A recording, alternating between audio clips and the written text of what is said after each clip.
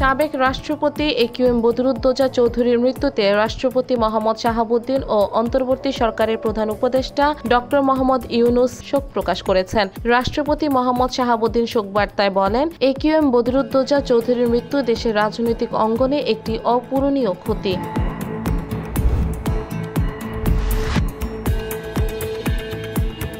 আবারও 111-এর মতো -2 ফর্মুলা দেখতে চান না বলে জানান বাংলাদেশ জাতীয়তাবাদী দলের মহাসচিব মির্জা ফখরুল ইসলাম আলমগীর। ইঞ্জিনিয়ার্স ইনস্টিটিউশনে বিশ্ব শিক্ষক দিবস উপলক্ষে শিক্ষক কর্মচারী ঐক্য জোট আয়োজিত শিক্ষক সমাবেশে প্রধান অতিথির বক্তব্যে তিনি একথা জানান।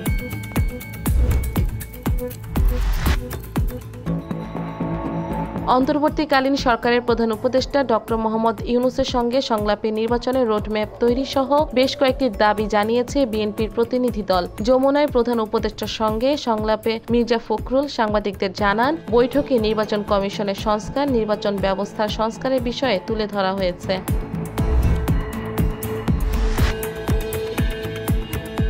চলতি বছরের আগস্ট ও সেপ্টেম্বর মাসে গণপিটুনিতে মোট ৪৯ জনের প্রাণ গেছে বলে জানিয়েছে আইন ও সালিশ কেন্দ্র।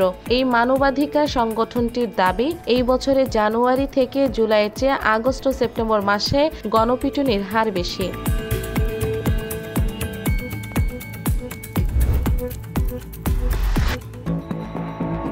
হারিকেন হেলেনে আক্রান্ত মানুষের পাশে দাঁড়াতে ফেডারেল সরকারের পক্ষ থেকে সবকিছু করা হবে বলে জানান প্রেসিডেন্ট জো বাইডেন। ফ্লোরিডা ও জর্জিয়া আক্রান্ত এলাকা পরিদর্শনের পর তিনি বলেন, ক্ষয়ক্ষতির প্রভাব কাটিয়ে স্বাভাবিক জীবনে ফেরার আগ পর্যন্ত ক্ষতিগ্রস্তদের পাশে থাকবে তার প্রশাসন।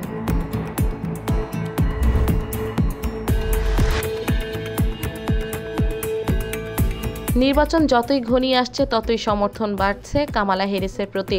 ডেমোক্র্যাট প্রার্থীকে গেল মাসে সমর্থন দেন সাবেক রিপাবলিকান ভাইস প্রেসিডেন্ট ডিক চেনি ও তার মেয়ে লিজ চেনি। এবার উইসকনসিনে এক সভায় অংশ নিয়ে কামালার প্রতি নিজের সমর্থন পুনর্ব্যক্ত করেন লিজ।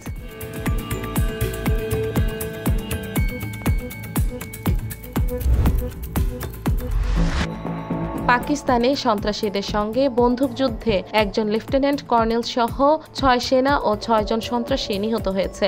উত্তর ওয়াজিরিস্তানের স্পিনওয়াম এলাকায় হতাহতের এই ঘটনা ঘটে। দেশটির আন্তঃবাহিনী জনসংযোগ পরিদপ্তর এক বিবৃতিতে এসব তথ্য জানিয়েছে।